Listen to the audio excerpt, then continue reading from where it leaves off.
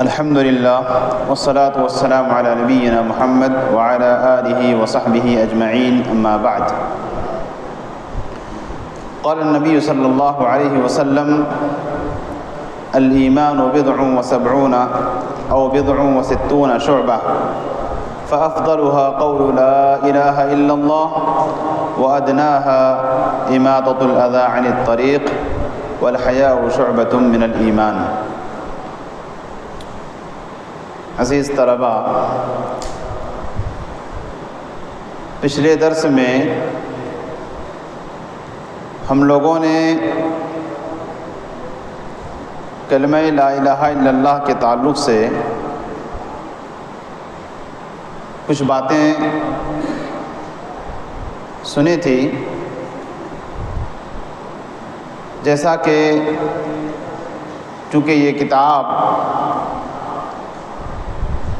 توحید کے حوالے سے ہے، لہٰذا توحید کا معنی اور اسی طرح سے اس کے اقسام، توحید کی فضیلت، خصوصاً کلمہ لا الہ الا اللہ کی فضیلت، اس پر ہم نے بات کیا تھا۔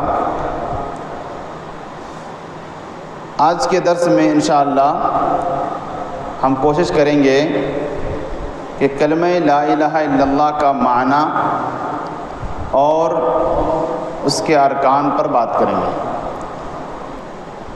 کلمہ لا الہ الا اللہ کے حوالے سے آج انشاءاللہ اس کے معنی اور اس کے ارکان پر بات ہوگی۔ سب سے پہلے آپ کو یہ بتا دوں کہ یہ جو علم ہم سیکھ رہے ہیں، خصوصاً توحید کا علم، اتنا عظیم ہے، اتنی اہمیت کا حامل ہے۔ علامہ ابن تیمیہ رحمہ اللہ فرماتے ہیں، کہتے ہیں النفوس احوج الى معرفت ما جاء به النبی صلی اللہ علیہ وسلم واتباعه منها الى الطعام والشراب فإن هذا اذا فات حصل الموت في الدنيا وذاك اذا فات حصل العذاب۔ ابن تیمیہ رحمہ اللہ کہتے ہیں کہ اللہ کے رسول صلی اللہ علیہ وسلم نے جو شریعت لائی ہے، جو تعلیمات ہمیں دی ہے، ان تعلیمات کو سیکھنا کتنا ضروری ہے؟ کہتے ہیں ایک نفس کو ان تعلیمات کو سیکھنا کھانے پینے سے زیادہ ضروری ہے، اس لیے کہ کہا کہ اگر کھانا پینا چھوڑ دے آدمی، اذا فات فإن هذا اذا فات حصل الموت في الدنيا، اگر کھانا پینا چھوڑ دے کوئی تو وہ اس دنیا میں اسے موت لاحق ہو جائے گی، معاملہ ختم۔ لیکن کہا وذاك اذا فات حصل العذاب، اور اگر نبی صلی اللہ علیہ وسلم نے جو شریعت ہمیں دیا ہے، اس شریعت کا علم اگر ہم حاصل نہ کریں تو آخرت میں عذاب کے مستحق ہوں گے، کیونکہ ظاہر ہے نبی صلی اللہ علیہ وسلم نے جو تعلیمات دی ہیں ہمیں، ان میں سب سے اہم توحید کا علم ہے، جس کے حوالے سے پچھلے درس میں بات آئی تھی کہ نبی کریم صلی اللہ علیہ وسلم نے اس توحید کو سمجھانے میں 13 سال مکی زندگی لگائے اور لوگوں کو توحید سمجھایا، ان کے دلوں میں توحید کو بسایا۔ اس کے بعد پھر احکامات کا سلسلہ شروع ہوا۔ لہذا ہر انسان کو چاہیے کہ وہ اپنی پوری کوشش اس بات پہ لگائے کہ نبی صلی اللہ علیہ وسلم نے جو شریعت ہمیں دیا ہے، جو شریعت آپ نے لائی ہے، اس شریعت کا علم حاصل کریں۔ آپ کے سامنے میں نے ایک حدیث پڑھی ہے ابھی، اس حدیث کا مفہوم بتا کر میں آپ کو لا الہ الا اللہ کے معنی پر لے جاؤں گا۔ اس حدیث کے اندر نبی کریم صلی اللہ علیہ وسلم نے فرمایا، صفحہ نمبر 1 میں آپ دیکھیں، قال النبی صلی اللہ علیہ وسلم الایمان بضع وسبعون او بضع وستون شعبہ، کہا کہ ایمان کے 70 یا 60 شاخیں ہیں، ٹہنیاں ہیں۔ فافضلها، ایک دوسری روایت کے اندر ہے اعلاها، سب سے اونچی اور سب سے اونچا مرتبہ کیا ہے؟ قول لا الہ الا اللہ، لا الہ الا اللہ کہنا یہ سب سے اعلیٰ ایمان ہے۔ وَأَدْنَاهَا، اور اس کا سب سے نچلا حصہ ایمان کا، اِمَاطَةُ الْأَذَىٰ عَنِ الطَّرِيقِ، راستے سے تکلیف دہ چیز کو ہٹا دینا ہے۔ وَالْحَيَاءُ شُعْبَةٌ مِّنَ الْإِيمَانِ، اور حیا ایمان کے شاخ میں سے ایک شاخ ہے۔ دیکھیے اس حدیث کے اندر اہل سنت والجماعت کے نزدیک جو ایمان کی تعریف ہے اس تعریف کو بیان کیا گیا ہے، بلکہ آپ یوں کہیں کہ اہل سنت نے جو ایمان کی تعریف کی وہ تعریف اسی حدیث سے ماخوذ ہے، اس لیے کہ آپ جب دیکھیں گے فرق باطلہ جتنے ہیں ان کے یہاں ایمان کی تعریف آپ دیکھنے جائیں گے تو پتہ چلے گا کہ اہل سنت کے علاوہ جتنے بھی فرقے پائے جاتے ہیں ان کے یہاں ایمان کی تعریف میں گڑبڑی ہے، اور اس گڑبڑی کے نتیجے میں وہ اپنا عقیدہ یا اپنا منہج قائم کرتے ہیں۔ اہل سنت نے کیا تعریف کی؟ کہا ایمان کسے کہتے ہیں؟ قول باللسان، زبان سے بولنا، واعتقاد بالجنان، دل سے یقین رکھنا، اور ساتھ ہی ساتھ والعمل بالارکان، اور اعضاء و جوارح کے ذریعے سے عمل کرنا۔ یہ تین بات ہوئی، زبان سے اقرار، دل سے یقین اور عمل، یہ تین چیز کا ہونا ضروری ہے، تب جا کر کوئی آدمی مومن اور پکا مومن بن سکتا ہے۔ ساتھ ہی ساتھ ایک چوتھی شرط لگائی، کہا یزید بالطاعۃ وینقص بالمعصیہ، کہ یہ ایمان گھٹتا بھی ہے اور بڑھتا بھی ہے، اطاعت کرے تو بڑھ جاتا ہے، معصیت نافرمانی کرے تو ایمان گھٹ جاتا ہے۔ یہ اہل سنت والجماعت کا متفقہ عقیدہ ہے، اور اسی کی بنیاد پر اہل سنت والجماعت مرتکب کبیرہ، جو گناہ کبیرہ کا ارتکاب کرتا ہے اسے دائرہ اسلام سے خارج نہیں کرتے ہیں، جبکہ معتزلہ کو آپ دیکھیں گے، خوارج کو آپ دیکھیں گے، انہوں نے ایمان کی تعریف یہاں تک تو کی کہ زبان سے اقرار کرنا، عمل کرنا اور یقین رکھنا دل پہ، یہاں تک وہ تعریف کرتے ہیں، ایمان گھٹتا بڑھتا نہیں ہے ان کے یہاں۔ اس لیے وہ یہ کہتے ہیں، اسی بنیاد پر ان کا یہ عقیدہ بنتا ہے کہ خوارج اور معتزلہ یہ کہتے ہیں کہ ایک آدمی اگر گناہ کبیرہ کرتا ہے تو خوارج کے نزدیک وہ کافر، اور معتزلہ کہتے ہیں وہ اسلام سے نکل گیا۔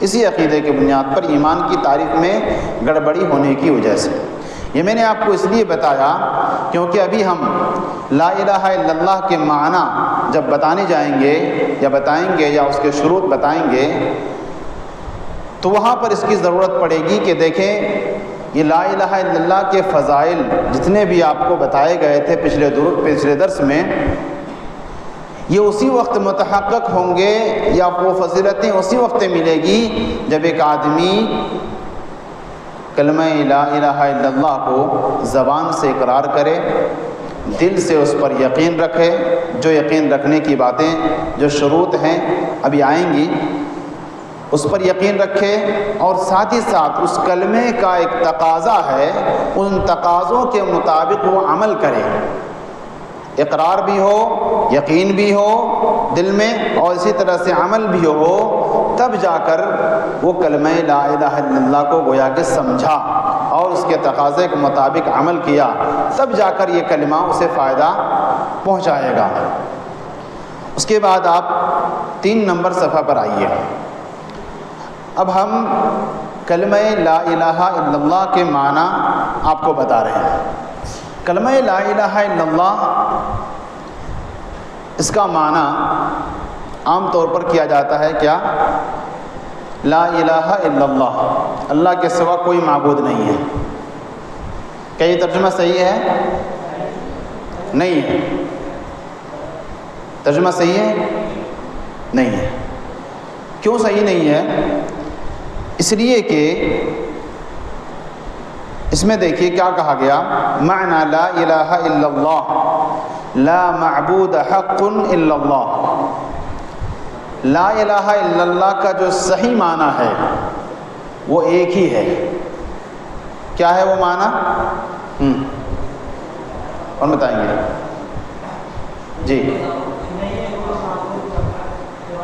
نہیں ہے کوئی معبود برحق سوائے اللہ کے، یہی ایک معنی اس کلمے کا ہے۔ اس کے علاوہ جتنے بھی معنی کیے گئے وہ لا الہ الا اللہ کا معنی نہیں ہے۔ لیکن ایسا نہیں کہ وہ معنی بالکل، وہ لفظ بالکل غلط ہے، وہ جملہ بالکل غلط ہے۔ وہ جملہ ہو سکتا ہے دوسرے طریقے سے دیکھیں تو ہو سکتا ہے وہ جملہ بذات خود وہ جملہ درست ہے، لیکن لا الہ الا اللہ کا معنی وہ نہیں ہے۔ مثلا کسی کا نام، ہاں کوئی بھی طالب ہو، کیا نام ہے؟ چلیے محمد الیاس۔ کوئی دوسرا لڑکا، اگر میں ان کو کہوں، کوئی دوسرا نام کہوں، مثلا اے خالد، خالد نام درست ہے نا؟ خالد نام درست ہے، لیکن یہ خالد، اس کے ذریعے سے ہم محمد الیاس کو نہیں بلا سکتے ہیں۔ لیکن یہ خالد نام غلط نہیں ہے، لیکن ان کا نام یہ نہیں ہے۔ اسی طرح آپ سمجھیں کہ لا الہ الا اللہ کا جو معنی بتایا جاتا ہے، ابھی آگے ذکر کیا ہے مصنف حفظہ اللہ نے، کہا وَلَيْسَ مَعْنَاهَا لَا خَالِقَ أَوْ لَا رَازِقَ أَوْ لَا مُدَبِّرَ أَوْ لَا حَاكِمَ أَوْ لَا قَادِرَ عَلَى الِاخْتِرَاعِ إِلَّا اللَّهُ كما يقوله كثير من المتكلمين فإن هذا المعنى لا ينكره المشركون ولا يردونه۔ کہا کہ لا الہ الا اللہ کا معنی لا خالق الا اللہ نہیں ہے۔ دراصل جھگڑا ہمارا یہاں پر کیا ہے؟ الہ کے معنی پر۔ الہ کا معنی کیا ہے؟ الہ کا معنی خالق ہے؟ نہیں ہے۔ الہ کا معنی رازق ہے؟ نہیں ہے۔ الہ کا معنی مدبر ہے؟ نہیں ہے۔ الہ کا معنی کیا ہے؟ مألوہ یعنی معبود۔ الہ کا معنی معبود ہے۔ لہذا اگر کہتے ہیں آپ یا کوئی بھی کہتا ہے لا الہ الا اللہ، اس کا معنی ہے لا خالق الا اللہ، کیا ترجمہ ہوگا اس کا؟ اللہ کے علاوہ کوئی خالق نہیں ہے کیا کوئی خالق؟ اللہ کے علاوہ کوئی خالق نہیں ہے۔ جملہ تو بڑا اچھا لگ رہا ہے نا، درست ہے۔ یہ جملہ بذات خود دوسرے اینگل سے درست ہے، لیکن لا الہ الا اللہ کا ترجمہ یہ نہیں ہے، اس لیے کہ الہ کا معنی خالق نہیں ہے۔ اگر ہم یا کوئی بھی یہ ترجمہ کرے لا الہ الا اللہ کا، پتہ ہے کتنی بڑی خرابی لازم آئے گی؟ خرابی یہ لازم آئے گی کہ لا خالق الا اللہ، یعنی لا الہ کا مطلب ہوگا کہ اللہ کے علاوہ کوئی خالق نہیں ہے۔ اگر یہی منوانا مقصد تھا، لا الہ الا اللہ اور انبیاء کی دعوت کا مقصد اگر یہی تھا کہ اس کو اپنا خالق مان لو، تو پتہ ہے دنیا میں کوئی بھی کافر نہیں ہے۔ اس لیے کہ کفار مکہ اس زمانے میں بھی اور آج کے کفار، آج کے مشرکین بھی یہ مانتے ہیں کہ اللہ کے علاوہ کوئی خالق نہیں ہے۔ اللہ رب العالمین نے اس کی گواہی دی اور کہا وَلَئِن سَأَلْتَهُمْ مَنْ خَلَقَ السَّمَاوَاتِ وَالْأَرْضِ لَيَقُولُنَّ اللَّهُ، کہ اے محمد صلی اللہ علیہ وسلم، اگر آپ ان کفار سے پوچھیں گے کہ آسمان کو اور زمین کو کس نے پیدا کیا، خالق، اس کا خالق کون ہے، پیدا کرنے والا کون ہے، لَيَقُولُنَّ اللَّهُ، تو وہ کیا کہیں گے؟ اللہ تعالیٰ۔ وہ تو مان رہے ہیں اللہ کو اپنا خالق، مطلب وہ موحد ہو گئے، نجات پا گئے؟ نہیں، اتنا کافی نہیں ہے۔ خالق مان لینا یہ کافی نہیں ہے۔ اسی طرح سے اللہ رب العالمین نے دوسری جگہ فرمایا قُلْ مَنْ يَرْزُقُكُم مِّنَ السَّمَاءِ وَالْأَرْضِ أَمَّنْ يَمْلِكُ السَّمْعَ وَالْأَبْصَارَ وَمَنْ يُخْرِجُ الْحَيَّ مِنَ الْمَيِّتِ وَيُخْرِجُ الْمَيِّتَ مِنَ الْحَيِّ وَمَنْ يُدَبِّرُ الْأَمْرَ فَسَيَقُولُونَ اللَّهُ فَقُلْ أَفَلَا تَتَّقُونَ۔ کہا کہ اگر آپ کافروں سے پوچھیں گے تمہیں رزق کون دیتا ہے آسمان سے اور زمین سے، کون ہے تمہارے کان اور آنکھ کا مالک، کون زندہ سے مردہ، مردے سے زندہ نکالتا ہے، کون دنیا کی تدبیر کرتا ہے، دنیا کو چلاتا ہے، یہ سارے سوالات اگر آپ ان کافروں سے کریں گے کیا جواب دیں گے؟ فَسَيَقُولُونَ اللَّهُ، تو یہ لوگ کہیں گے کہ اللہ۔ تو یہ ساری باتیں یہ لوگ مان رہے ہیں، یہ ساری باتیں یہ لوگ مان رہے ہیں، اس کے باوجود یہ کافر ہیں، اس لیے کہ انبیاء کا جھگڑا ربوبیت منوانا نہیں تھا، بلکہ انبیاء کا جو امت سے یا قوم سے جو جھگڑا تھا وہ یہ تھا کہ الہ مانو اس کو، اسی کی عبادت کرو، اسی کو اپنا معبود مانو، اور وہ یہ نہیں کرتے تھے، یہی جھگڑا تھا۔ لہذا لا الہ الا اللہ کا معنی لا خالق الا اللہ نہیں ہے۔ اسی طرح سے ولا رازق الا اللہ، لا رازق نہیں ہے، الہ کا معنی رازق نہیں ہے، اللہ تعالیٰ رزق دینے والا ہے، یہ تو کفار بھی مانتے ہیں۔ اگر وہ کہتے ہیں، اگر لا الہ الا اللہ کا ترجمہ یہی ہو کہ اللہ کے علاوہ کوئی رازق نہیں ہے، تب تو کفار بھی مومن ٹھہرے نا، کفار بھی مومن ٹھہرے۔ اسی طرح سے لا مدبر الا اللہ، یہ بھی ترجمہ نہیں ہے اس کا، اس لیے کہ اللہ کو ہی وہ اپنا مدبر سمجھتے ہیں۔ اور اسی طرح سے لا حاکم الا اللہ، بہت سارے لوگ لا الہ الا اللہ کا ترجمہ یہ کرتے ہیں لا حاکم الا اللہ۔ جماعت اسلامی کا یہی بنیادی عقیدہ ہے اور یہی ان کا مقصد ہے۔ اللہ رب العالمین نے کیا کہا؟ وَمَا خَلَقْتُ الْجِنَّ وَالْإِنسَ إِلَّا لِيَعْبُدُونَ، جنوں اور انسانوں کی تخلیق ہم نے کیوں کی؟ تاکہ وہ میری عبادت کرے۔ جبکہ جو لوگ لا الہ الا اللہ کا ترجمہ لا حاکم الا اللہ کرتے ہیں، ان کا مقصد وہ ترجمہ یہ کرتے ہیں کہ اللہ رب العالمین نے اس دنیا میں انسان و جن کو پیدا کیا حکومت قائم کرنے کے لیے۔ لا الہ الا اللہ کا ترجمہ لا حاکم الا اللہ سے کیا، نتیجہ کیا نکلا کہ اللہ نے ہمیں اور آپ کو پیدا کیا ہے حکومت قائم کرنے کے لیے۔ کیا یہی مقصد تھا اللہ رب العالمین کا؟ ہرگز نہیں۔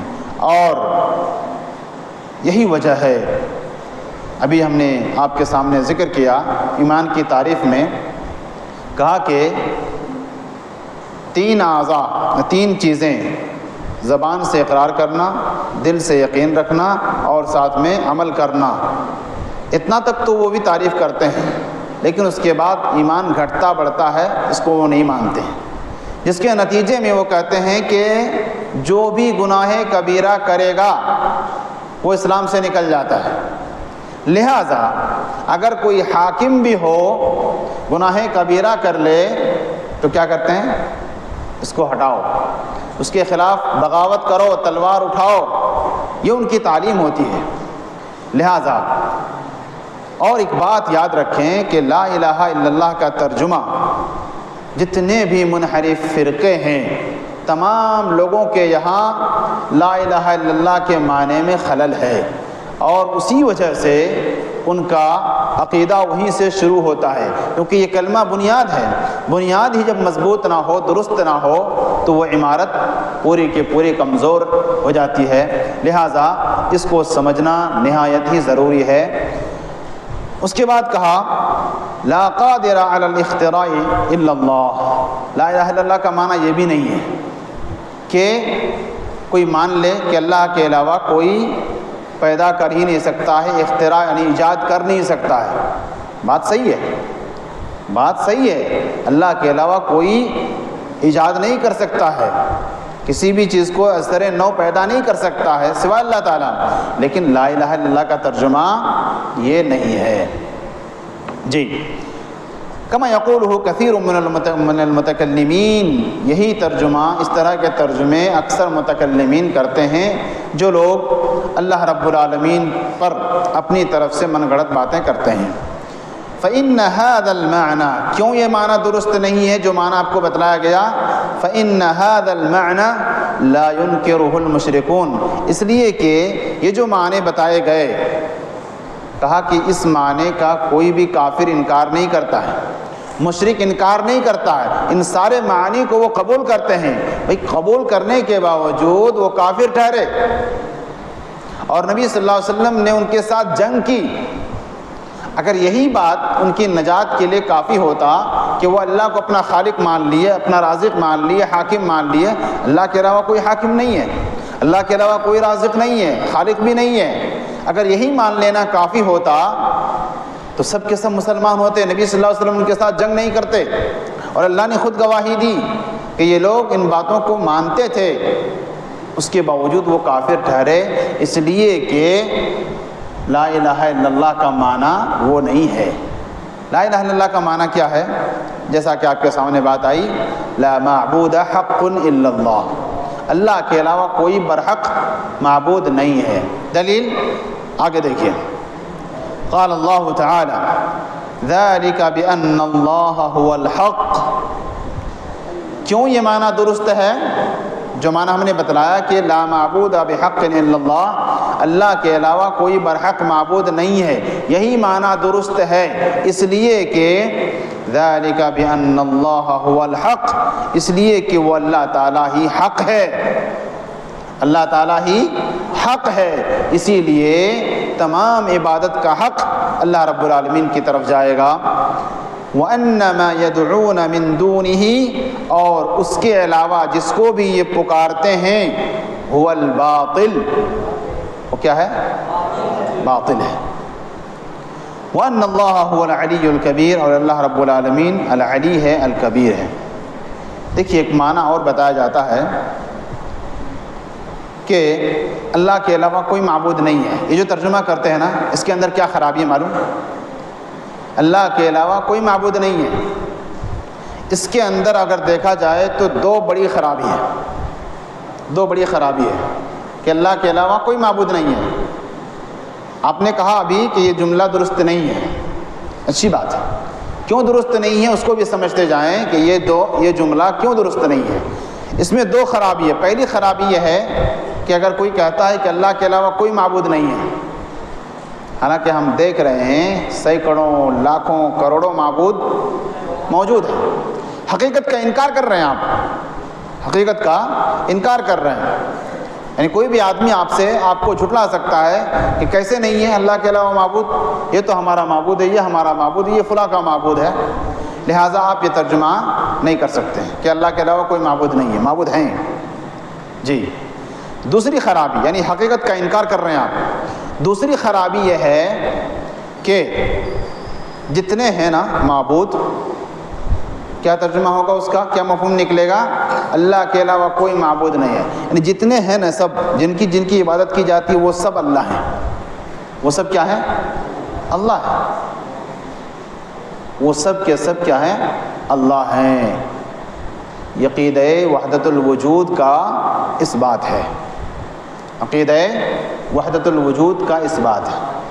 ایک اور ترجمہ کیا جاتا ہے اس کا، لا الہ الا اللہ لا موجود الا اللہ، کہتے ہیں کہ اللہ کے علاوہ کوئی موجود نہیں ہے، اور یہ ڈاکٹر اسرار احمد کا عقیدہ ہے، وہ گول گول والا، وہ کہتے ہیں نا کہ ایک لاٹھی پر ایک رسی باندھ کر اس کے آخری سرے پہ آگ لگاؤ اور اس کو گھماؤ تو ایسا لگے گا کہ وہ گول ہے، لیکن جب رک جاؤ تو وہ گول نہیں ہے۔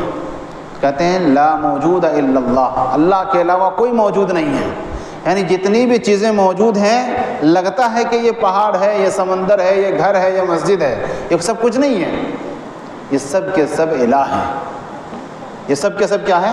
الہ ہے، یعنی سب کے سب اللہ ہے۔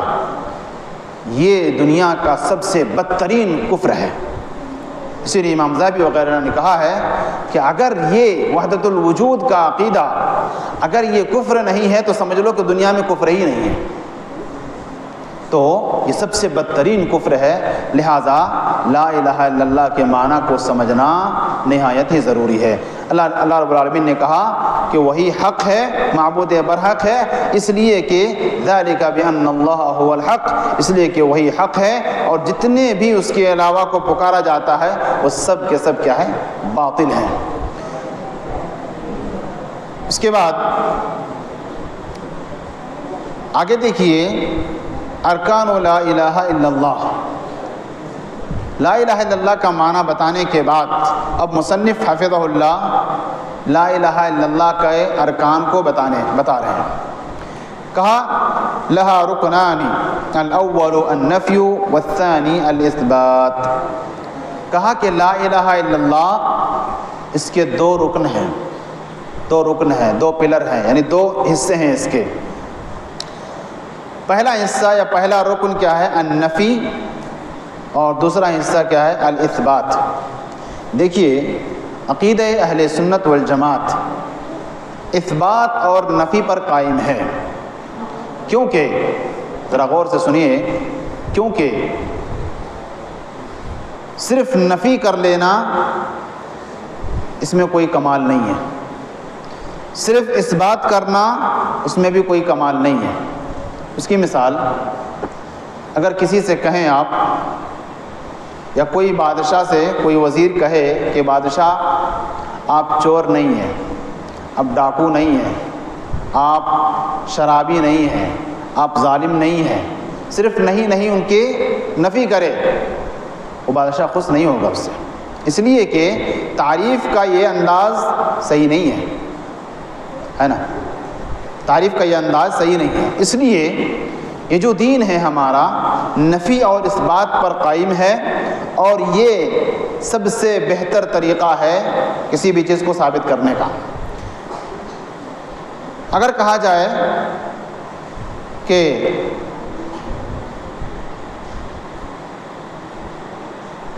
صرف مجرد اثبات کیا جائے اور نفی نہ کیا جائے، صرف نفی کیا جائے اثبات نہ کیا جائے، تو یہ طریقہ درست نہیں ہے۔ اسی لیے آپ دیکھیں اللہ رب العالمین نے بسا اوقات اپنی صفات کو جب بیان کیا تو بہت ساری جگہوں میں اثبات اور نفی دونوں کو ذکر کیا، جیسے کہا وَتَوَكَّلْ عَلَى الْحَيِّ الَّذِي لَا يَمُوتُ، بھروسہ کرو اس حی پر، الذی لا یموت، جو مرتا نہیں ہے۔ حیات کی ضد کیا ہے؟ موت ہے۔ اللہ نے اپنی حیات کو ثابت کیا، موت کی نفی کی، اثبات اور نفی۔ اللہ رب العالمین نے کہا اللہ لا الہ الا هو الحی القیوم لا تأخذہ سنۃ ولا نوم، اپنے لیے حیات کو ثابت کیا، قیومیت کو ثابت کیا، اس کے بعد کہا یہ ایسا حی ہے کہ وہ ہمیشہ زندہ ہے، اسے موت تو دور کی بات، موت کا جو بھائی نیند ہے اور نیند کا بھائی جو اونگ ہے وہ بھی نہیں آتی، نہیں نہ تو اسے اونگ آتی ہے نہ نیند آتی ہے، تو چہ جائے کہ اسے موت آئے۔ تو اللہ رب العالمین نے اپنے لیے صفت کو ثابت بھی کیا، اور جو صفت اس کے لیے لائق نہیں اس کی نفی بھی کی۔ تو کہنے کا مطلب یہ ہے اس بات اور نفی یہ اہل سنت کے منہج میں سے ہے، اور اسی لیے آپ دیکھیں کہ ہمارا جو دین ہے اس کی شروعات کس سے ہوتی ہے؟ لا الہ، نفی سے ہوتی ہے، یعنی تمام غلاظتوں کو، تمام ناپاکیوں کو، تمام خراب چیزوں سے اپنے آپ کو پاک کیجئے، اس کے بعد آئیے اسلام میں۔ اسی لیے اللہ رب العالمین نے کیا کہا؟ وَلَقَدْ بَعَثْنَا فِي كُلِّ أُمَّةٍ رَسُولًا أَنِ اعْبُدُوا اللَّهَ وَاجْتَنِبُوا الطَّاغُوتَ، کہا کہ اللہ کی عبادت کرو۔ اللہ رب العالمین نے کہا کہ ہم نے ہر قوم میں رسول بھیجے، اور سب کی دعوت کیا تھی؟ ان اعبدوا اللہ، اللہ کی عبادت کرو، واجتنبوا الطاغوت، اور طاغوت سے بچو۔ دو چیز، عبادت اللہ کی کرو اور طاغوت سے بچو۔ طاغوت کسے کہتے ہیں؟ امام ابن قیم رحمہ اللہ کی تعریف کے مطابق کل ما عبد من دون اللہ فهو طاغوت، اللہ رب العالمین کے علاوہ جن کی عبادت کی جاتی ہے وہ سب کے سب کیا ہیں؟ طاغوت ہیں۔ لہذا پہلے کفر بالطاغوت، تمام معبودان باطلہ کی نفی، اس کے بعد اللہ رب العالمین کی عبادت کا اثبات۔ یہ ہے عقیدہ توحید اور یہ ہے ہمارا دین۔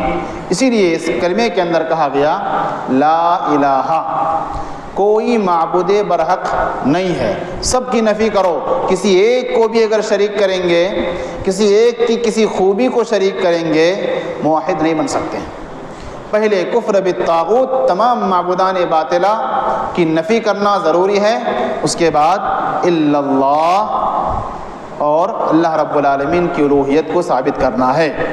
اسی لیے دیکھیے اگلی آیت کے اندر اللہ رب العالمین نے کیا فرمایا، کہا فَمَن يَكْفُرْ بِالطَّاغُوتِ وَيُؤْمِن بِاللَّهِ، من شرطیہ ہے، آپ لوگ جانتے ہیں کہ جس شخص نے طاغوت کا انکار کیا، وَيُؤْمِن بِاللَّهِ، اور اللہ پر ایمان لایا، طاغوت کا پہلے انکار، اس کے بعد جس کا ترجمہ جس کی تعلیم ہمیں لا الہ کے ذریعے سے دی گئی، لا الہ یعنی کوئی معبود برحق نہیں ہے الا اللہ، ویؤمن باللہ یعنی کفر بالطاغوت کرے، طاغوت کا انکار کرے اور اللہ رب العالمین پر ایمان لائے، تو کیا ہوگا؟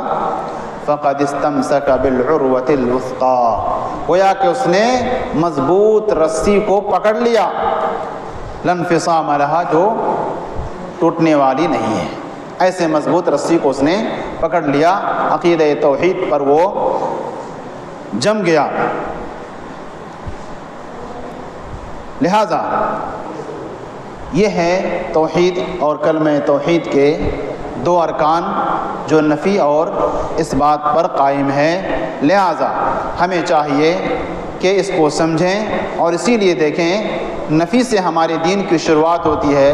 اس سے ہمیں یہ سمجھنے کو ملتا ہے کہ کوئی بھی باطل، چاہے وہ بدعات ہو، خرافات ہو، اس کا رد کرنا ضروری ہے، اس لیے کہ ہمارا دین ہمیں سکھاتا ہے کہ کوئی بھی باطل ہمارے درمیان نہ رہنے پائے، اس کا رد کرنا چاہیے، اس کو بھگانا چاہیے، اس کا جس طرح سے بھی ہو سکے اس کو اپنے اندر سے ہٹانا چاہیے، کیونکہ ہمارا دین یہی تعلیم دیتا ہے کہ کوئی بھی باطل ہمارے درمیان نہ رہنے پائے۔